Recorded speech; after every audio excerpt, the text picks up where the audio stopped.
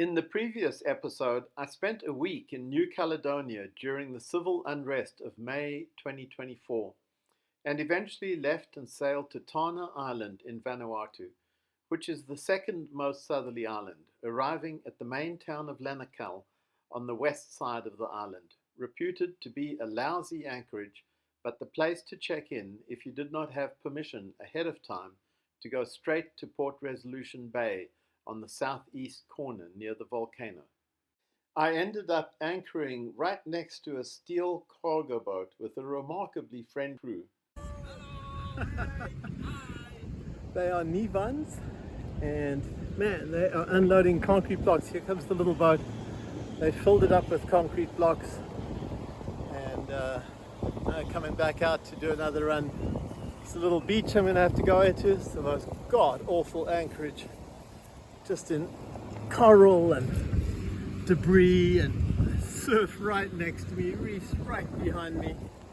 It was raining when I came in, howling, just the staysail. Waves breaking right over there. And I have to try to check in here. So here's the rest of the crew. Oh, I am on Tanna Island in Vanuatu at Lanakal. I was able to check in at immigration and customs, even though they said that I wouldn't be able to, and I'd have to go to Port Vila. Very nice guys let me in, and but my security wasn't there, and they say they'll see me at Port Resolution tomorrow, but now it's late. I'm going to get in there in dark. Anyway, I'm walking back on this massive new concrete road that's being built by somebody to replace what would have been a miserable dirt track, which I went up on the other side to get to the offices. They always place these offices at the most inaccessible places, at least sometimes. Anyway, this will one day be a fantastic concrete road up the hill here, and who knows, maybe somebody will build it all the way across to Port Resolution. Here's 2 panels that have just been put in, and they're protecting them from the rain while they set. Very cool. I wonder if this is Chinese rather than Australian and American and English and French support these days. Oh, I am on Tanna Island in Vanuatu at Lanakal. I was able to check in at immigration and customs, even though they said that I wouldn't be able to, and I'd have to go to Port Vila. Very nice guys let me in, and here we are. The sea change rolling horribly next to the steel Port Resolution tomorrow, but now it's late. You can see it in there. Raining still outside. Anyway, I'm walking back on this massive new concrete road that's being built. And this is this really miserable anchorage surrounded by coral and rock. And these guys, hey, all these gas tanks going onto this cargo ship. Earlier they brought a whole lot of concrete bricks off. And here's some of the locals chatting underneath the banyan tree. Be a fantastic, and the rest of this black sand beach, which is typical of Vanuatu. Maybe somebody will build it all the way across. Quite a place, but I got checked in. Port Resolution. That's good. 2 panels. Second load of at least 20 passengers coming onto this boat. They've loaded all their produce and gas cans to get filled. I wonder if this is Chinese. Where on earth all these people rather than Australian and American and English and French support these days.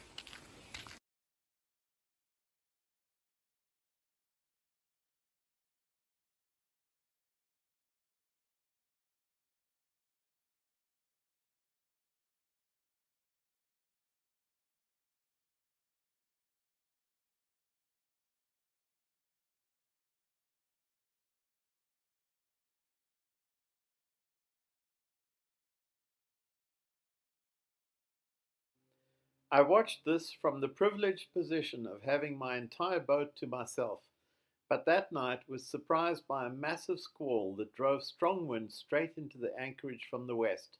But fortunately, the anchor held, or we would have been on the rocks in no time.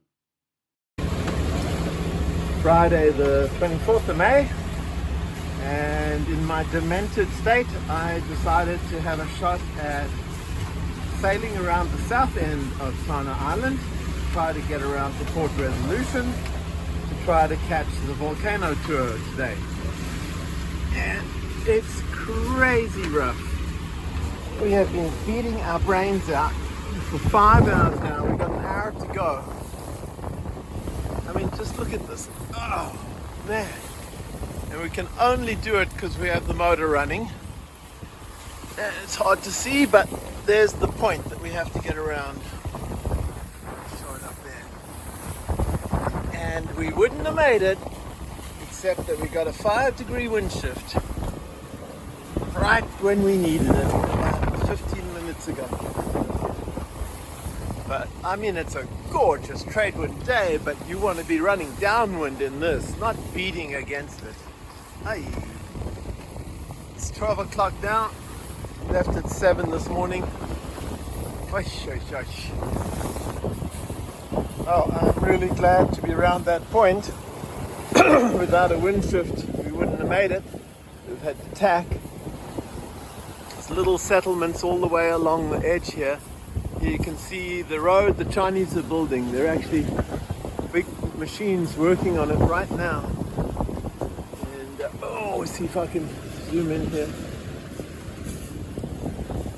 Heavy equipment working on the road right now. Man, it's a long road all the way from Lenakal. And huge project.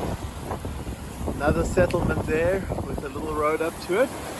And that plume of smoke occasionally looks a little bit reddish, brownish. It's Mount Yasur, the active volcano that I'm hoping to go up to this evening.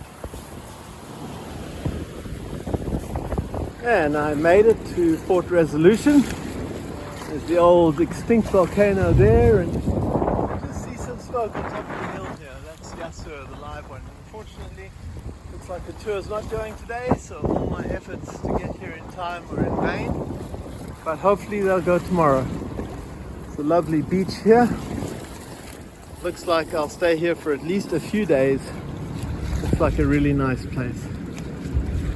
Port Resolution, like many locations in Vanuatu, was named by Captain James Cook for his ship and is a wonderfully protected bay on the southeast corner of Tanna. Its major attraction being the Mount Yasur volcano, but also welcoming villages around the bay. Oh, Saturday, 25th May. Just hear the dogs in the village there. It's just a little bit before dawn, 10 to 6. Gentle trade winds coming through here. This is Port Resolution, and oh my goodness, what a treat. Perfectly quiet, still, unscary night. And here's the anchorage with all the other boats. There's the moon up there, full moon, absolutely beautiful night. That little puff of cloud above Moana there is coming from Yasur volcano that we're all going to go to tomorrow, hopefully. I mean today. This boat on the extreme right here is Bumfuzzle. Boat and family, well, not that boat, but the family I've been following, traveling around the world for the last 2 decades or so. Sun's about to come up. There's one of the locals. There's real dugout canoes from a log with a little outrigger and a wooden paddle and paddling away. Oh, they're all so friendly and charming. So look, there he's steering. Get a little steering in, push, push. Oh man, these guys are so good at it. Of course, they've been doing this for thousands of years, so nothing new. Technology has not changed. It's quite a sight. These fishermen often stand up in their dugout canoes, apparently trying to discern where the schools of fish are, and then go over and set their gill nets. Gill nets are about 40 feet long with floats on them and an anchor at each end. And meanwhile behind, smoke billowing out of Mount Yasur, the volcano. Here are 2 of the dugout canoes on the beach, really well made, stable and durable, and on to a nearby family homestead where the chap who organizes things around here, Wary, had a family crew pouring the foundations for a new house.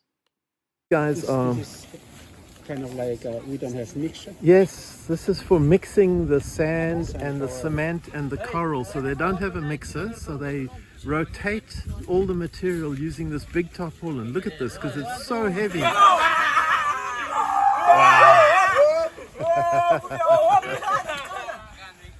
That's how you mix it, and then they're going to add water to it all and mix it again. And let me just walk around.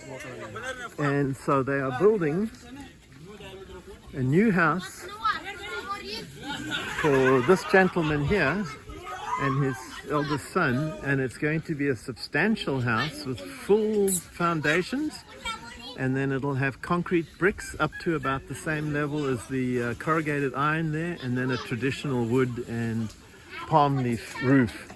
But this house at least hopefully will not blow away in the next cyclone. This over here is Wari. He has the house over here, and his wife Monique is down on the other side there with another house. And there's the mixing. Very impressive stuff. There's the concrete blocks. The water comes from a tank and is pumped up there by a solar panel, as you can see on the top there. And here we go, mixing in the water. Typical cement mixing.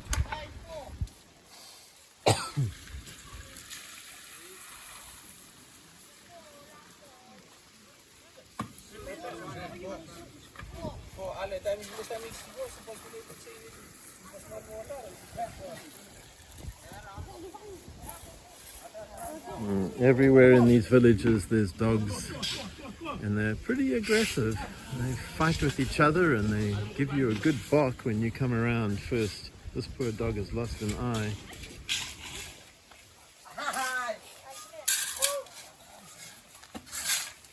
All the concrete is brought across from the mixing over there and poured in by hand, spread out, and then they have a tamping down stick, which is also a measuring stick, which according to these green lines they have laid out gives them the level that they want to achieve by that nail you can see just there on the tamping stick. It's going to be a very impressive structure when it's done. 1, 2, 3, 4, 5, 6 internal compartments. I'll step back and show the scale of the whole operation. Actually, it will be 3 rooms with a front veranda, and here is the recipe for the concrete mixing. I later spent a while chatting with Wari's wife, Monique, and her cousin Marina in their kitchen hut as they cooked up fried dough for lunch for the children of their compound. I was hesitant to video, unfortunately, but enjoyed chatting with them about their lives and tasting some of the fried bread. They also showed me their homes with the most simple sleeping mats woven from pandanus leaves. Hello!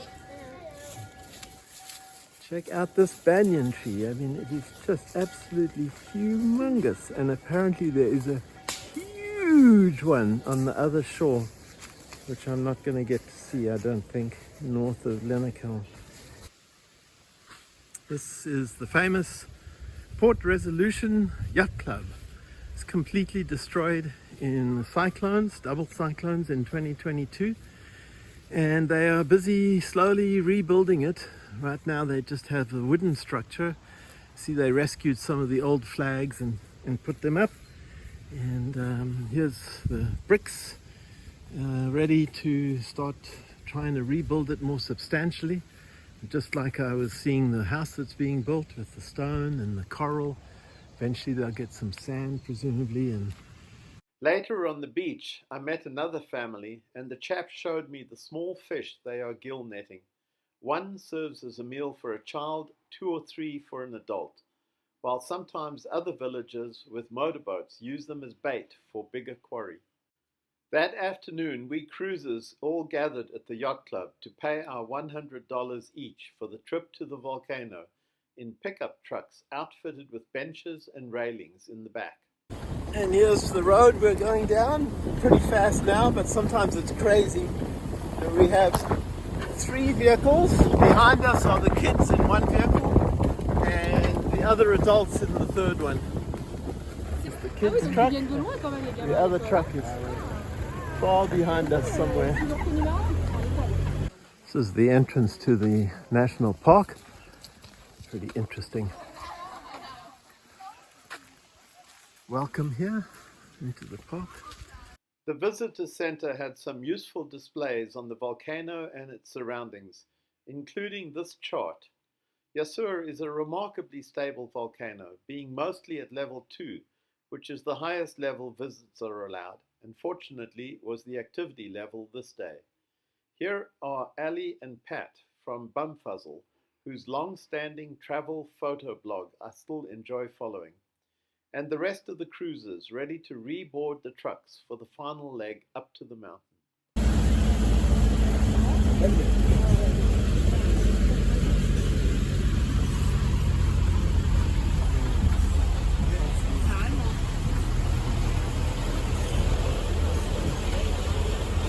There's our first view of the volcano.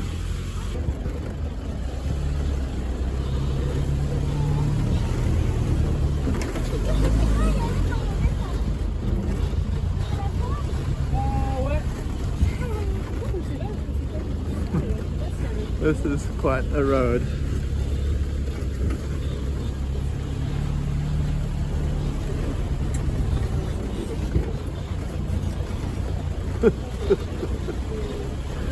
Oh boy. Oh, almost as bad as sailing. Steam coming out of the side of the road. Wow, nice that there's concrete on this section anyway. See the mountains behind us here. There's where we're going.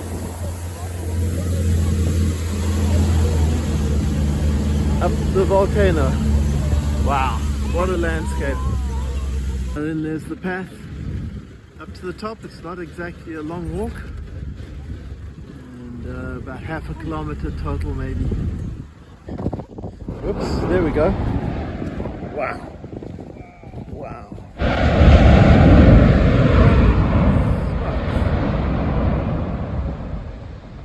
Wow. That gets your heart racing a little bit.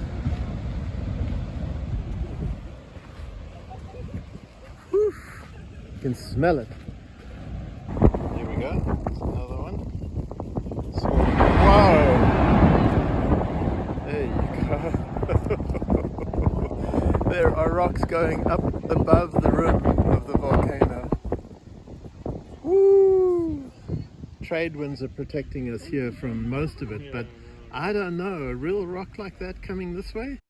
Apologies for the wind noise in these clips, but the southeast trade wind was blowing hard over the top of the mountain, which was a good thing as it mostly blew the rocks, smoke and fumes away, although occasionally it sucked up enough sulfuric fumes one had to back away from this remarkably poorly protected edge. As it starts to get darker now, it becomes much brighter. Wow.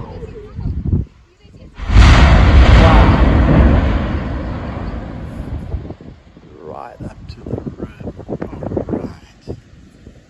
Whew. Look at that. Holy smokes. Alright, that was a good one. We've had about 5 on that level.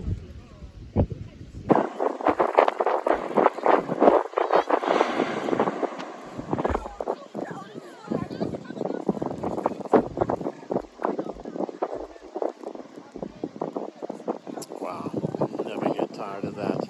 And the volcano, thank you. Wow. Wow. We get a good one right at the end.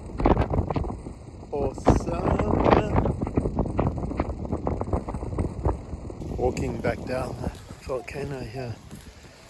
Everybody with lights, and there's the cars leaving, the early ones. Some people got cold and headed down. I can't believe they came without jackets. It's crazy. The next day I explored the other side of the bay with steam vents and warm water spouts, and later visited the main village of Rieaupu. There are various steam vents along here and hot water coming out, and the kids are having a swim, sort of depending on how close you go. It's too hot or too cold. So here's a major part of the village with the kids all saying hi. And you can see the huts here, some of them all the way to the ground with just the thatching, some with little walls. Dogs, chickens, pigs wandering around. And that's nice, you know, they keep the areas clear. There's hibiscus hedges, chickens running around, dogs fighting in the background. And this is their central area with a soccer field. They're going to have a big match here next week. See the village all the way around on the other side. Big water tanks here.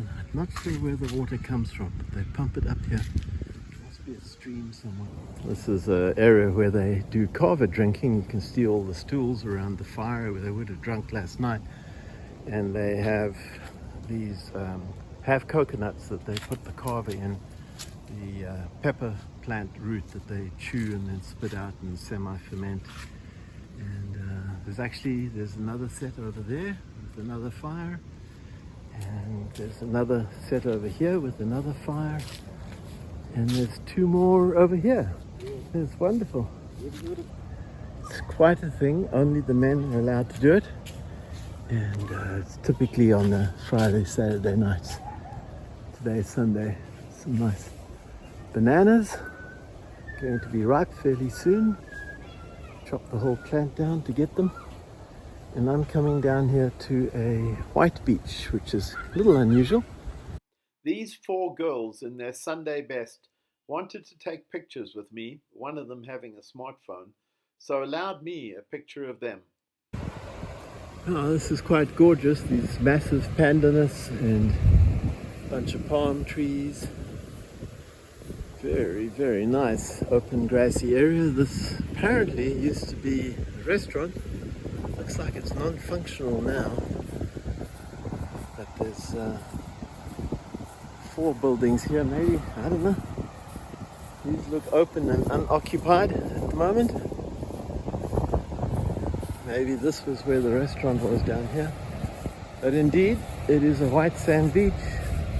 And this of course is the windward side of the island, so all the broken coral and debris gets washed up here, hence the white sand, I presume.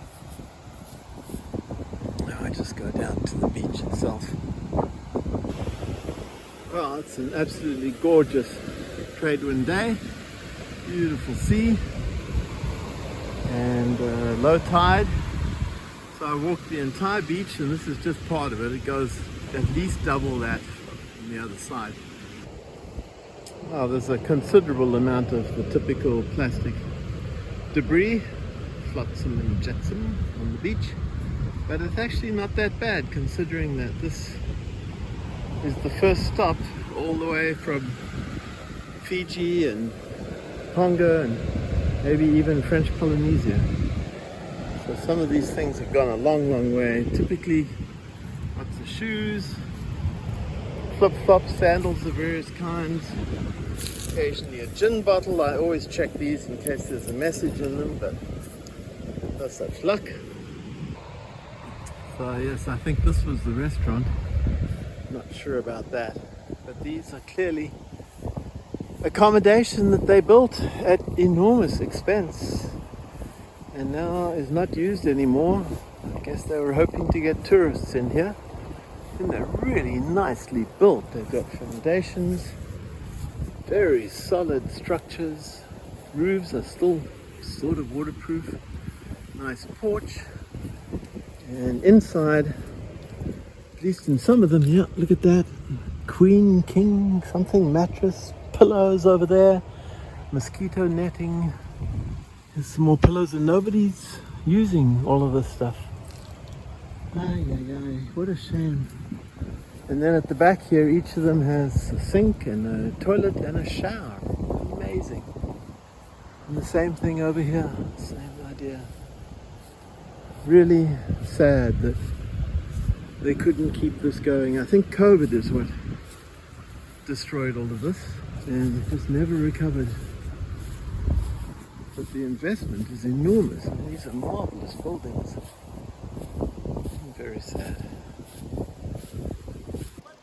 This is the soccer field, and the men are practicing for a big match next week. We have a coach in the middle there with the red thing around his neck yelling at everybody, and they're practicing their passes. Take a shot! No! Over the top. They've split up into two teams now. One's wearing red and the other is wearing whatever. And they are super energetic, goodness me. They're quite a good sense of the field as well, of, not crowding and just chasing the ball, passing intelligently. It's really fun to watch. That afternoon at Leah's restaurant, I joined the crew of the catamaran Moana, Renata, Christian, and Marlene, for lunch. Leah is an enterprising woman who cooked up several local root crops to go with omelets. Renata and Christian had visited the year before and brought gifts, including the solar lamp that they knew Leah would appreciate. That evening, I hosted the crews from several boats, a record total of 13 folk, on sea change, fully occupying the cockpit. But sadly, my pick of this gathering is out of focus. Later that evening, after 2.5 excellent days in Port Resolution, with a strong easterly forecast for 3 days hence, I weighed anchor and headed north to the next large island of Erromango.